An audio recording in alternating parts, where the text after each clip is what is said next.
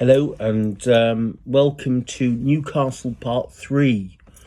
Told you it was going to take a long time, didn't I? And I just want to look at some other bits of Newcastle silver and just mention some features that I didn't have the opportunity to mention in last week's. So if you were horrified by last week's, you can skip this one, go and make a cup of tea, play on your Game Boy or whatever. But you may have seen this lurking in shot last week, and I didn't get round to talking about it. It is a punch ladle. It is an early punch ladle, a glorious one. You can always tell the early ones because they have the lovely turned fruit wood or laburnum or hawthorn handles. Slightly later, when you get to about 1750, 1760, they start becoming that twisted dark black baleen, which is taken from the filtration system of a whale, normally with a little silver end cap on it as well. But this is a glorious, deep, hand-wrought early one. And it's Newcastle, which is quite rare. The Newcastle ones of these do not turn up, I promise you. The reason I was going to show it to you last week is it has a peculiarity of the hallmarking, which is just a niche thing that happens in Newcastle for no apparent reason, which is when they start marking sterling silver in 1720, 1721. For about the first 7 years, you can, but not always, but you can sometimes see that the lion passant, which is the sterling mark, is struck. And there's a very clear impression of it on this one, as well as a reflection of the hideous wallpaper. And you might wonder, well, why is that special? But if you've been paying attention, you'll notice he's looking the wrong way. He's looking to the right. And all the other lion passants ever struck on English silver, they all look to the left, with one other exception, which I'll get to in a second. But in Newcastle, from about 1721 to 1727, you can, but not always, get that right-facing lion passant. And the reason it's interesting is, A, it's a quirk of hallmarking, and we find those fascinating, whatever. And if you don't, switch off now. But also, if the other marks are worn or unclear, and somebody thinks it's London, but you can see that right-facing lion passant, you will know that it's a piece of early Newcastle silver. Now, it does happen in one other place, at one other period of time, and that's in York, from about 1793 to 1808. But I won't talk any more about that until we get to the York video in the distant future. So you have to also judge what style and period the object is. So, just because you see that mark, and if you were to see it on something that was clearly not 18th century, then it's probably going to be a bit of York. Very occasionally, that mark also appears, but not in this fashion at all, on colonial silver, American, a lot of Canadian silver, and occasionally that will be facing the wrong way too. So there are still pitfalls. I mean, nothing's ever easy with antique silver, is it?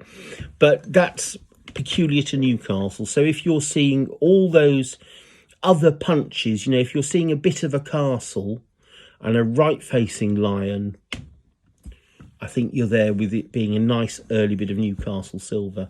Now, this again, I keep telling you that very little of this stuff bears coats of arms or crests. This is crested. But as with most Newcastle crests, it allows you to really pinpoint who owned these things. And actually, this ladle was owned by the Headley Dent family, who lived at the very famous Short Flat Tower, which I think is a hotel these days, so you could go and stay there. But it's marvellous when we can actually relate an object, not just to a family, but to a place. That makes it rather special. So that's a glorious thing. Few dents and knocks, but glorious. And it tells us something about the erratic nature of hallmarking at Newcastle. It was so erratic, in fact, that, and I still don't know why to this day, but from a period between 1760 and 1769, they had the same, they didn't change the date letter. It was a B, a script B. So for 9 years, you had a, don't be confused if you get something that's got the B and you look in the book and it says, oh, well, 1760 for the B, and it's inscribed, to Grandpapa, 1766. And you think, well, that can't be right. Well, it can, because they had a date letter that ran for 9 years, which shows you how slightly insane it is. Now, I was telling you that a lot of Newcastle silver is bright cut engraved. Sadly, I didn't really have anything to show you because I used to have loads and loads of bright cut Newcastle teaspoons. In fact, the first video I ever did, which seems a lifetime ago now, was on a beautiful set of pristine Newcastle teaspoons, which I kept for years and years and years, and then foolishly sold them. So I did dig these out, and these are tablespoons, and again, they show you what I hope when you look at it, you'll start to recognise as a typical style of Newcastle bright cut engraving. And that is to say, you get a bright cut edge, always. You'll often get a shield. It can sometimes be an oval, but often they like to use a shield device here to contain the initials. But then, unlike London, where you'll have lots of dense engraving and flowers and scrolls and all sorts of things here, they tend to just have a little pendant drop of husks. So whilst it's, I think it's quite lovely, it's quite lighter than London engraving. And actually, I wish I got a London one to contrast it with for you, but I might have one actually. Just hang on a minute. Hang on a minute. Draw to the rescue. This is a London one. Right, I'll put one of those down. There's London bright cut engraving. And you can see quite how busy it is, can't you? Look. So it's going in and out. It's got lots of ticking. That's quite typical. The cartouche goes all the way up to the top. Often at Newcastle, you'll get this pointed style, which we called Old English Celtic taper. Often the flatware will be slightly more pointed, but can you see? God, I wish I had a good cameraman. It's much lighter, isn't it? It has its own, I'll put that back now, it has its own provincial feel to it. And don't be worried if at first you don't understand these things or get an eye in. When you've looked at enough of it, it will start to leap out at you. These are by a slightly rare partnership, not insanely rare, Stalker and Mitchison. Sometimes difficult to find, and they're made in 1782. Now, there was a paper written by the late Anthony Dove, great man, did lots of the heavy lifting for all of us now when it comes to research and all of these things. And he looked at the positions of hallmarks on flatware, and you get bottom marking of flatware and top marking of flatware. And he basically came to the conclusion from observations that the top marking of flatware didn't occur in Newcastle till 4 years later than London. And in London, it was 1781. So about 1785, you get top marking of flatware in Newcastle. The reason I have these spoons with their slightly worn bowls and dented bowls as well is because they are 1782, but they are top marked. Bottom marking, you would get the hallmarks here.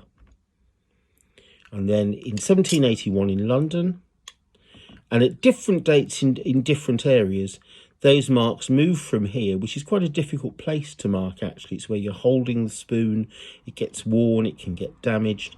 They move here. And that's largely as well because of the change of style of spoon. Remember, when you had Hanoverian pattern spoons, you had the engraving here, the initials. But as soon as you get Old English, the engraving switches sides, which allows you to mark in this vacant space at the back of the spoon. It just took a while to happen. So that's rare, because they show you that actually it happened earlier than 1785 in Newcastle on some occasions. And they're fabulous because they have the most wonderful set of hallmarks.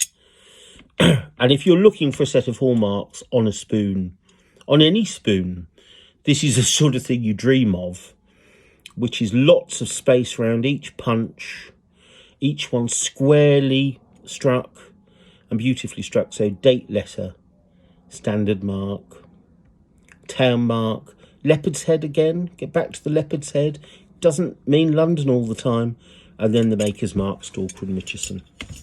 And they're fabulous spoons. They wouldn't cost, well, they would off me, they wouldn't cost a fortune if you were buying them out of the market or something, if you were lucky enough to find them. But I would say for something as beautifully marked as that, that's going to be one spoon out of maybe every 200 or 300 that you see. Not to depress you, although that probably has. Lots of smaller things though, lots of small affordable things can be purchased, even individual spoons. So teaspoons, these late 18th century teaspoons are still all hand forged at this period.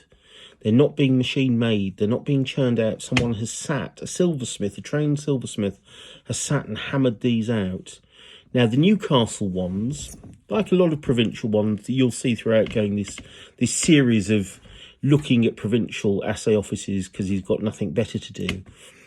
Lots of the smaller pieces, teaspoons, sugar tongs and the like, will only bear a maker's mark, a standard mark to say it's silver, and the duty mark after 1784 to say the duty has been paid. Those are all the legal requirement marks. That's everything you need to know. They will rarely have a date letter. They will rarely have the town mark. They may occasionally have the leopard's head. It varies. It's not hard and fast. What is interesting, though, is only because I've studied a lot of sugar tongs, in 1817, you start to get full marks on pairs of Newcastle sugar tongs. You get date letters. At about that period, again, no hard and fast rules, you start to get date letters and other marks and town marks on flatware. And certainly when you're into the reign of George IV, you're getting full sets of marks on everything. But this early period of silver gives you the opportunity, if you know the makers. This one is Langlands and Robertson, so I can look at that and I know immediately it's Newcastle. I don't need to see a town mark.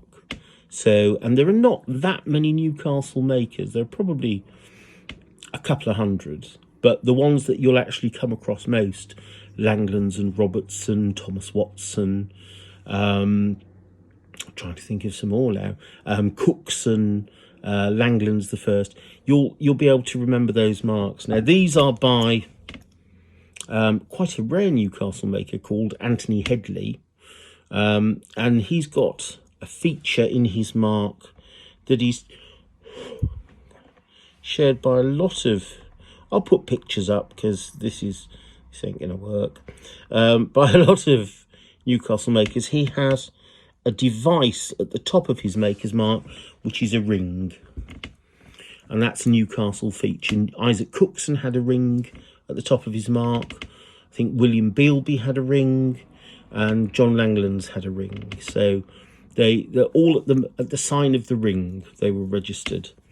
And again, these are all hand raised, just a duty mark and a standard mark.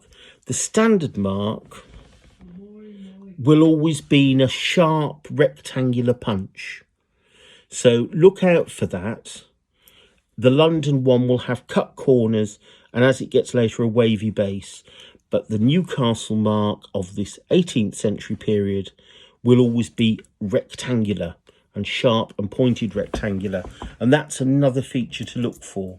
But it's a very engrossing and interesting area. There are some more anomalies when you get into the 19th century with Newcastle. Now in Jackson's it tells you that from 1846 you can see the leopard's head mark with a crown or without a crown. I have seen a piece of Newcastle silver from 1845, so I would say with a crown on it when it's not supposed to have one. So really from 1845 up to 1883, and who knows, even before 1845, you can sometimes see the leopard's head with a crown or without a crown. It doesn't really mean anything. It's just they've used one punch rather than another. So the thing I don't want you to think is that if you've seen one with a crown and you weren't expecting to, that it's worth fortunes. It isn't. It's just something that happens. Again, provincial hallmarks, which is why we love them so much, are quite erratic. So those were the few things that I didn't get round to talking about last week. And also why it's so interesting to collect Newcastle silver or any provincial silver. But keep your eyes peeled for all sorts of funny looking marks. And if you don't know what they are, you can always email me and I'll take a look at them. If I don't want to buy them off you, I might even tell you what they are. But until next week, good antiques hunting and goodbye.